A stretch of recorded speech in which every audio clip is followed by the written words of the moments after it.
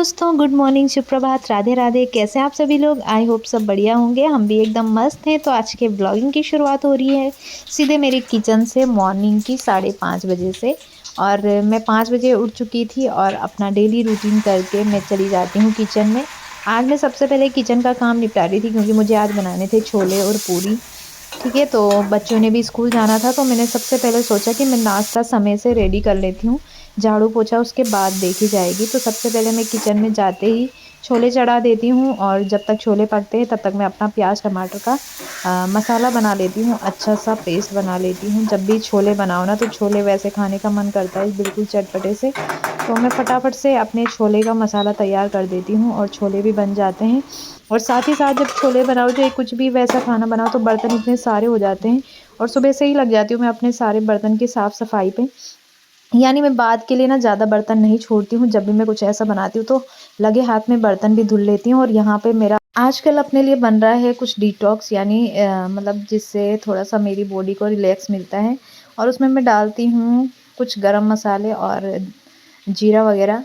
तो मैं आपको विस्तार में कल बताऊंगी कि मैं इसमें क्या क्या डालती हूँ। और फ़िलहाल अभी मैं यहाँ पे बेड बनाने लगी हूँ क्योंकि टाइम था मेरे पास। तो मैंने सोचा कि जब तक बच्चे उठते हैं, बच्चों को उठाने का टाइम होता है, तब तक जितना हो सके मैं डस्टिंग वगैरह करके अपने बिस्तर वगैरह बना लेती हूँ। और साथ ही साथ में बच्चों के बैग्स भी पैक कर लेती हूँ। यहाँ पे सारी चेयर साफ़ कर लेती हूँ क्योंकि कभी भी मैं झाड़ू पोछा करती हूँ ना तो सबसे पहले मैं डस्टिंग करती हूँ और अपने घर को अच्छे से क्लीन कर लेती हूँ, उसके बाद ही झाड़ू पोछा होता है। और यहाँ पे हो गया था 7 बज गए थे और बच्चों को उठाने का भी टाइम हो चुका था। बच्चों को उठने में कम से कम 15 से 20 मिनट तो लग ही जाते हैं। तो मैं कभी भी उनको ऐसे डांट के नहीं उठाती हूँ, प्यार से ही उठाती हूँ। पर जब ज़्यादा ही हो जाता है, जब वो बिल्कुल ही नहीं उठते, तो फिर मैं ऐसे डांट के उठा लेती हूँ। बट सुबह सुबह मैं कम से कम 10 मिनट तक उनके साथ खूब मस्ती करती हूँ और उनको उठाती हूँ फटाफट से। लवी तो यहाँ पे उठ नहीं रहा था, इसलिए मैंने सोचा जब तक लवी उठता है तब तक मैं कंबल वगैरह फोल्ड कर लेती हूँ। और फिर मजबूरन मुझे उसको उठाना ही पड़ा। वो उठने के लिए बिल्कुल भी तैयार नहीं हो रहा था। और देखो अभी भी वो रो ही रहा है। फिर मैं उसको दूसरे कमरे में शिफ्ट कर देती हूँ जहाँ पे रुद्रांश पहले से ही लेटा हुआ था।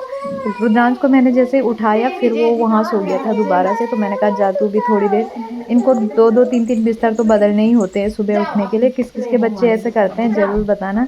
यहाँ पे हस्बैंड जी भी आ चुके थे और वो भी लगे थे अपनी नहाने धोने की तैयारी पे।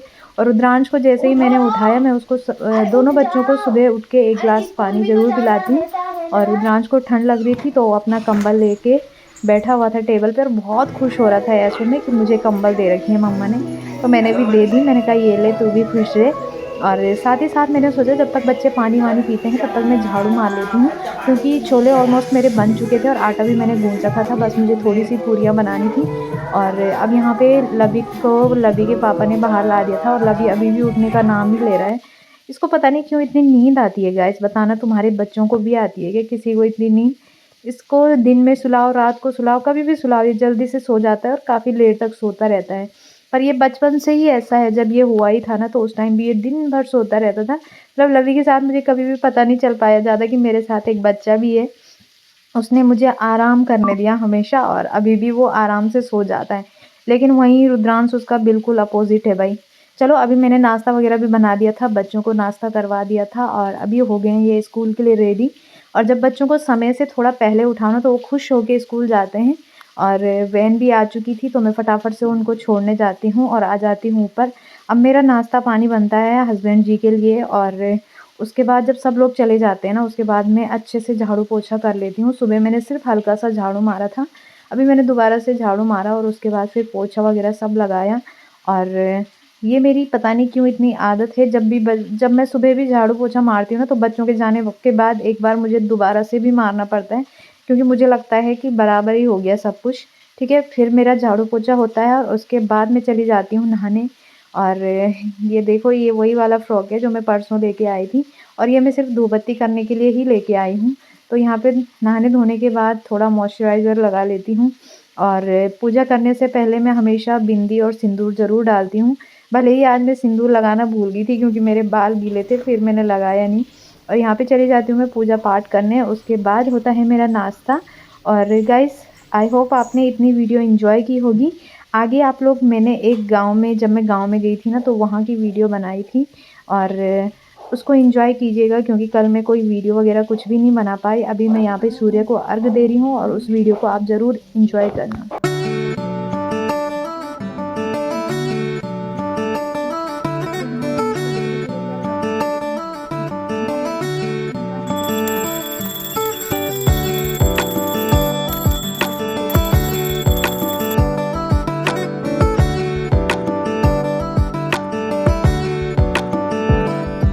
तो गाइस, सबसे पहले मैं आपको बता दूं, ये वीडियो है भैया दूज की और हम लोग गए थे मेरे मामा कोट। तो यहाँ पे बैठे हुए हैं मेरे मामा, मेरी मामी और साथ में नाना जी। हम लोग यहाँ पे गए थे नाना जी को मिलने और उस दिन भाई दूज भी पड़ गया था, तो मम्मी ने मामा जी को टीका वगैरह लगाया। वैसे तो हमारे पहाड़ों में भाई दूज वगैरह नहीं मनाते हैं, पर मम्मी बोलती है कि जब मिल ही गए हैं भाई बहन तो उनको टीका वगैरह लगाना तो बनता है। तो यहाँ पे मम्मी ने मामा जी को टीका वगैरह लगा के मिठाई खिला दी थी और साथ ही मैं गांव से लेकर आई थी पूरी और पकोड़े बना के नाना जी औरों के लिए। नाना जी की बीच में थोड़ी सी तबीयत ख़राब हो गई थी, तो हम उनसे मिलने चले गए थे। मैंने बीच में भी बताया था आपको पिछली बार कि मैं वहाँ पे जा नहीं पाई, तो इस बार मैंने सोचा कि मैं चली जाती हूँ। रुद्रांश और रुद्रांश के पापा तो गाँव में ही थे, मैं और लवी आ गए थे मम्मी पापा के साथ और अंकु के साथ। तो यहाँ पे मम्मी बहुत ही स्लोली कर रही है अपना काम टीका वगैरह लगाने का, तो इन्होंने फटाफट से लगा दिया था और अभी नानी जी की एंट्री भी हो गई है। और मेरी नानी देखो अभी बिल्कुल ऐसी यंग लगती हैं, वैसे उतने यंग है नहीं जितनी लगती हैं, बट नानी अभी बहुत ही अच्छी हैं और बहुत ही एक्टिव हैं।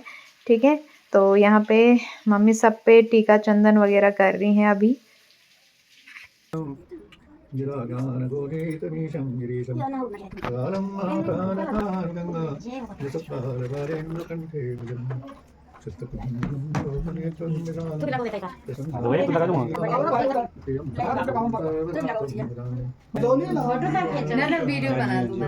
रुको रुको, इनकी बना रही मैं इधर से।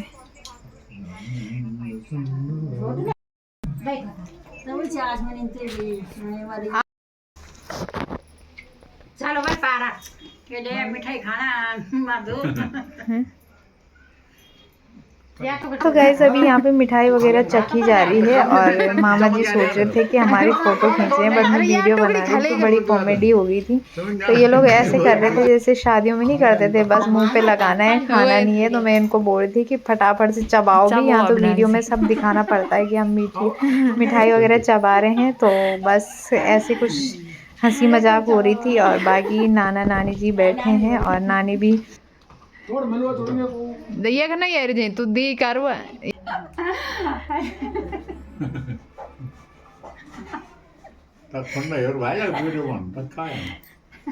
उस पकोड़े फोटो गाड़ो या तुम भी खाओ। खाओ खाओ।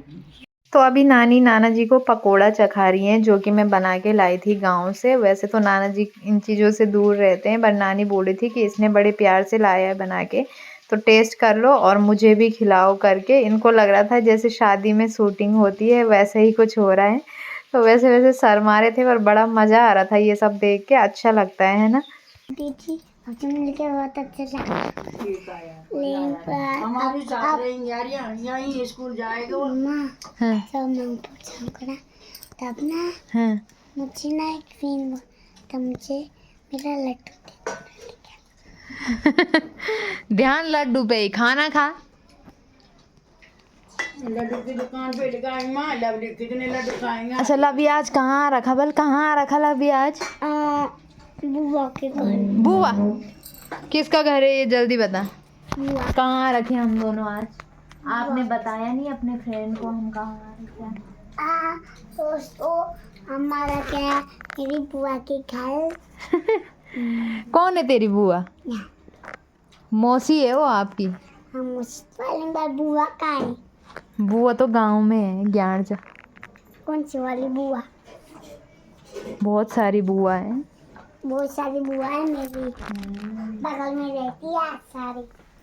जैसे मेरी पूछी है मेरी मम्मी की नानी जी और नाना जी के घर पे। आज मैं मेरी मम्मा की नानी जी के और नाना जी के घर कौन है मेरे नाना नानी?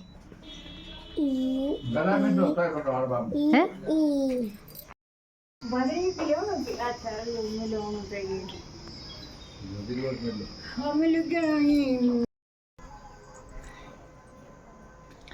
तो गाइस, जैसे कि मैंने सुबह बताया था, आज मैं आ रखी हूँ बरमखाल अपने नाना नानी के घर पे। और सुबह से हमने खाना वाना खा के अभी दिन में थोड़ा सा बैठे हैं, बातें वातें की। और ये देखो बरमखाल का ब्यूटीफुल सा व्यू। नानी औरों का मकान थोड़ा सा इधर है, मार्केट उस तरफ है पूरा। और जब मैं यहाँ पहले आई थी ना, मतलब 10 साल पहले आई थी मैं यहाँ पे, तब इनका ये सिर्फ नीचे वाला था। अभी इन्होंने ऊपर भी चढ़ा दिया, मतलब इसके ऊपर दुकान वगैरह है और होम स्टे भी खोल रखा है। ठीक है, तो बहुत ज़्यादा चेंजमेंट आ गया है, मतलब अभी इतनी बिल्डिंग बन गई है यहाँ पे। जब मैं पहले 10 साल पहले आई थी तो यहाँ पे पूरा ऐसे ही दिखता था, मतलब कुछ नहीं था, 2-4 मकान ऊपर थे मार्केट में। और आज देखो, मतलब परिवर्तन हो रहा है भाई हर जगह पे, कहीं पे भी जाओ तुम तो जो 10 साल पहले जो चीज़ें थी वो अब नहीं है, अब इतना ज़्यादा चेंजमेंट आ गया है। और बिल्डिंग देखो भाई यहाँ की है, देहरादून में तक मैंने ऐसी बिल्डिंग नहीं देखी जैसे यहाँ पे लोगों ने बना रखी है। खतरनाक, क्योंकि यहाँ पे ना जो यमुनोत्री गंगोत्री साइड का ये पूरा मार्ग है, अभी रोड पे दिखाऊंगी मैं आपको, ये पूरा यमुनोत्री वाली रोड जाती है यहाँ से। तो लोगों ने यहाँ पे होम स्टे, होटल वगैरह, रेस्टोरेंट वगैरह काफ़ी सारे बना रखे हैं। तो उस वजह से यहाँ पे काफ़ी डेवलप हो गया अभी कुछ सालों से। ठीक है, तो कौन कौन बरमखाल से मेरी वीडियो देखता है कमेंट बॉक्स में ज़रूर बताना। और ये देख लो अपना बरमखाल। ठीक है, अभी ऊपर से बनाऊंगी वीडियो, वैसे यहाँ से बढ़िया बनती है शायद। और ये नीचे वाली रोड कहाँ की जा रही है? 10 की, ये 10 की रोड है यहाँ से नीचे से। और यहीं पे है मेरी नानी मामा लोगों का मकान। ठीक है, ये यहाँ पे बैठी है चुटकी, बाकी मामी यहाँ पे फ़ोन में लगी हुई है बात करने पे। और लवी क्या कर रहा है? लवी को एक औरत मिली बल है ना, क्या है ये? औरत। तो चलो गाइस, अभी थोड़ी देर में घर जाएंगे हम। यहाँ पे नाना जी चाय पी रहे थे अभी तक, और नानी अंदर तैयार हो रही है, बोल रही है हमें फ़ोटो खिंचवाओ हमारी। और नानी आ गई है बिल्कुल रेडी सेडी होके। हाँ,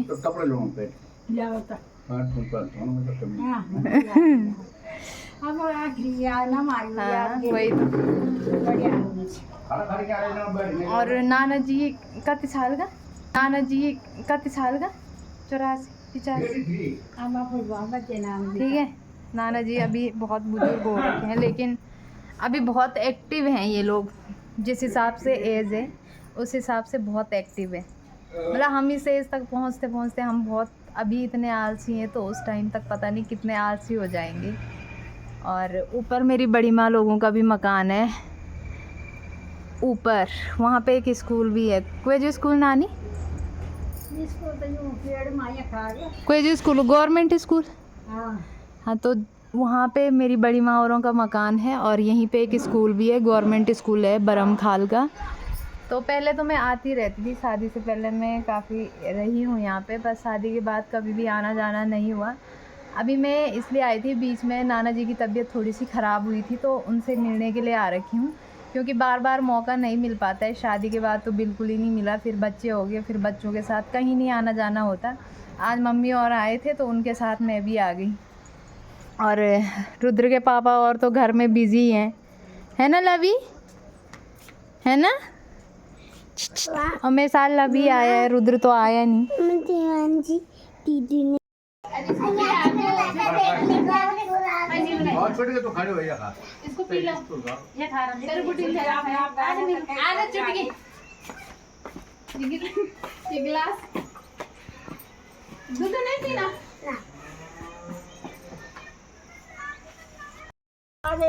तो गाइस, अभी हमारी यहाँ से जाने की तैयारी हो रही है। उससे पहले थोड़ा फ़ोटो शूट वगैरह किया। यहाँ पे नाना जी नानी जी सब बैठे हुए हैं, अब फ़ोटो की पोजीशन में बैठे हुए हैं, फ़ोटो खींच रहे थे अभी सबकी। ये देखो भाई, लवी तू भी बैठ मान, बुड्ढा जी के पाँव छू बुड्ढा बुड्ढी के। चलो बोल ठीक है बुड्ढा जी, ठीक है बुड्ढी जी, बाय बाय। और दीदी के दीदी मौसी मौसी दीदी मौसी मौसी ये दिवाली गाइस अभी चले गए थे हम घर के लिए और सड़कों की इस बार इतनी बुरी हालत हो गई थी क्योंकि बारिश इतनी ज़्यादा रही कि मैं क्या ही बताऊं। और मामी जी कह रही थी कि यहाँ से जो बस भी जाती थी ना, बस भी बंद हो गई थी बीच में। तो अभी हम यहाँ पे पहुँच गए थे धरासू बैंड में, और धरासू बैंड से आप लोगों को पता ही है थोड़ा सा आगे पड़ता है ज्ञानशु उत्तरकाशी। तो बस वहीं पे जाना था हमने, और मैं तो रात हो गई थी हमें, और मैं तो ज्ञान जा गई भाई, मतलब अपने ससुराल। तो यहाँ तो गाइज़ ये थी नाना और नानी जी के साथ की कुछ यादें। कैसी लगी आप सभी को मेरी वीडियो ज़रूर बताना। अगर आपको मेरी वीडियो पसंद आए तो वीडियो को लाइक करें, अपने दोस्तों के साथ शेयर करें और सब्सक्राइब ज़रूर करें। तब तक के लिए बाय बाय।